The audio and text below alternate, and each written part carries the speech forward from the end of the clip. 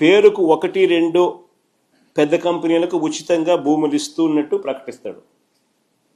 పేరుకు మాత్రం 1-2 పేర్లు చెప్తాడు, పెద్ద పేర్లు.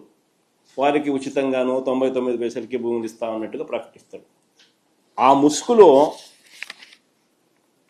వేల కోట్ల విలువైన భూముల్ని తన మనుషులకు, తన బినామీలకు కారు చౌకగా ఇటువైపు నుంచి ఇస్తాడు. విశాఖపట్నంలో దాదాపుగా 2,000 కోట్ల రూపాయలు విలువ చేసి దాదాపు 14 ఎకరాల భూమి 99 ఏళ్లకు లూలు గ్రూప్కు లీజుకి ఇచ్చినాడు. ఎలాంటి టెండరు లేదు, ఎలాంటి ఆక్షను లేదు. కేవలం కంపెనీ రాసిన లెటర్ ఆధారంగా ఈ భూములు వాళ్ళు మాల్ కట్టుకునేదానికి ఈయన ఇచ్చినాడు.